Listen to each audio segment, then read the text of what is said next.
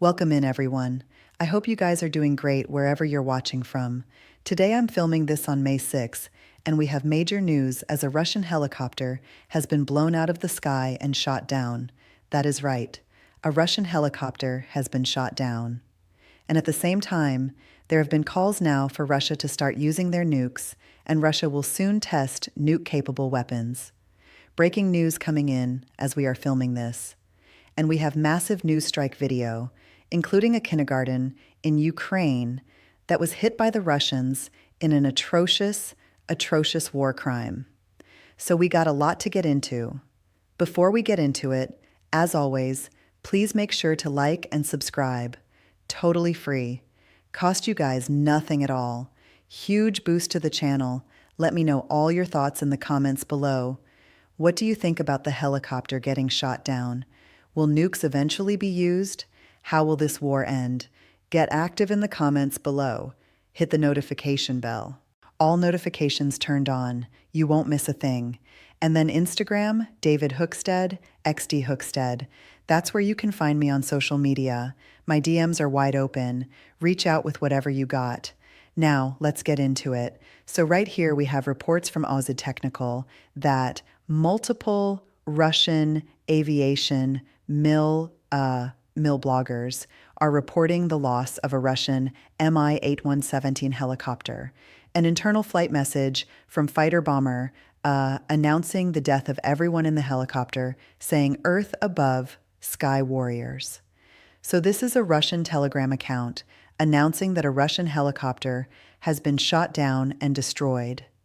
This is just the latest shootdown that we have seen. We also had the incident just a few days ago where Russia's Su-57, which is their version of a stealth fighter jet, it is the worst stealth fighter jet ever invented. They had a bunch of them at the airports.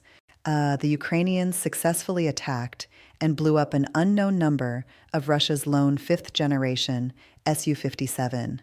Now, we are learning that a helicopter has been shot down as well, right here.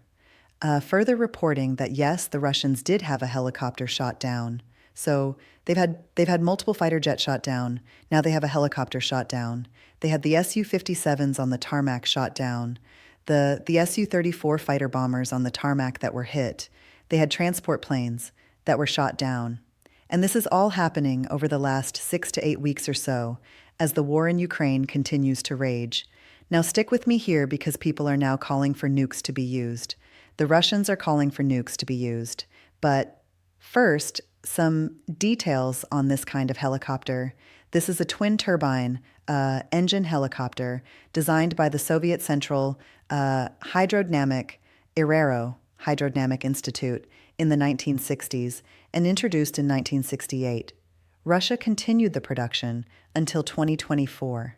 It is a transport helicopter, but also used as an airborne command post, armed gunship, and recon platform. So this is what it looks like right here. You can see it can carry a lot of guys on it. That is a good look at it. So it is typically a transport helicopter, but it does have several offensive capabilities as well. This right here on your screen is the Mi-17 variant, which is the updated. We don't know if it was an Mi-8 or an Mi-7. The Mi-17 is simply an updated version. That's what this one looks like. You can see it is huge. It can carry a lot of stuff that has missiles on it, showing its capabilities. And then right there, another look at it. Now, while this is happening and while this is going on, we actually have people in Russia with large platforms advocating for the use of nukes now in Ukraine. So it says Russian Mill. This comes from Preston Stewart, Russian Mill blogger, fighter bomber advocates for nuclear strike on Ukraine to end the war. Writing all these agonizing and painful choices are ultimately decided by one or preferably two Iskanders with special warheads. Iskanders are a missile that the Russians have that can deliver a nuke on the Rakovna Rada, the Zelensky bunker, or the Ukrainian General Staff building, followed by a proposal for a ceasefire and the start of negotiations without any intermediaries and in the form of an ultimatum. Kill them all if you can, and with whatever you can before they kill you. So the Russian public is now demanding people with platforms in Russia, large platforms, are now demanding that nukes be used against Ukraine to bring this war to the end. If nukes were used, you would see millions of people dead, tens of millions displaced, tens of millions catastrophically wounded and injured. It would be horror on a level that we could not imagine, and the world would have no choice but to respond. Now, some people might think this is not, that big of a deal, but at the same time, from the KF Post, Russia announces nuclear-capable missile test ahead of Victory Day parade. So, right here, if we scroll down, it says ahead of the May 9th Victory Day parade, Moscow, which of course is the celebration of World War II. Russia has announced missile test at the Kura test site in the Kamchatka region, involving systems capable of carrying nuclear warheads. According to a report from the Kamchatka Korean Ministry of Emergency Situations, the test will take place from May 6th to May 10th. Authorities have warned that access to the area is strictly prohibited, including for both civilians and equipment. The Kura test site, located 500 kilometers north of the Petropavlov-Kamenetsky, is a key range used by Russia's aerospace forces to test intercontinental ballistic missiles and conduct training strikes. So right now, we have the public in Russia demanding nukes be used, and the Russian military is now going to launch a series of missile tests capable of carrying nuclear warheads. This is as hot as it's ever been, folks.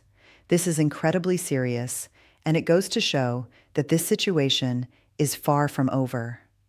Now, at the same time, we have new footage that is out that I'm going to put on the screen for you here. This is of Ukraine's 19th Missile Brigade launching the Flamingo cruise missiles. We covered this in a video yesterday, or the day before. Times blending together. Let's watch. So, we got one missile in the air, one missile up, second missile up. These are long-range Flamingo cruise missiles capable of striking thousands of kilometers into Russia. Third missile is up, so they are bringing what they can. Fourth missile in the air, fifth missile is up on its way to Russia to inflict significant damage. And then here we go, sixth missile is airborne. And then right here, this is a look at the Ukraine's GU attacking Russian logistics. So they are coming in here with drones. You see the drone coming in. Hold on. And then right here it comes. Here it comes on the train. And boom, you see the explosion. Here it comes again. And direct hit right there to the front of the train. Boom, direct hit, absolute direct hit. And then right here, we've got some crazy footage coming up. You're not going to want to miss. And then right here, more damage of the guided drone strike on the Costa anti-aircraft system. So here they come in. Here we go. Drones inbound. And then you can see the damage to the air defense system right there. Now this is some insane footage of Russian soldiers shooting down a drone as it was coming at him. Watch. Shots fired, shotgun, 2 shots out 3, and then drone impact right there. Absolutely wild footage. Now, a kindergarten in Sumy was bombed. You can see the moment of impact right there. You can see the smoke and destruction coming up. And then right here, this is the aftermath of the Russian strike on the kindergarten. I'll go full screen here for you so you can see the kindergarten. We'll pause it right there. Taking heavy strikes. Just absolutely horrific footage after a kindergarten was bombed. So I'm going to pull this off the screen now. So as of me filming this on May 6th, we have a Russian helicopter that has been blasted out of the sky. Almost certainly everybody on it has been killed. The Russian public is now demanding that Ukraine be nuked. Do I think Russia's going to nuke Ukraine? No, I don't. But the fact the public is calling for it shows you just how serious of a situation we are in right now. And both sides continue to launch devastating strikes, including the Russians hitting a kindergarten. So, I will continue to monitor the situation to the best of my ability, bring you updates, but I want to know what you guys think. Let me know in the comments below. Please make sure to like and subscribe. As always, guys, thank you very much for watching. I'll see you all next.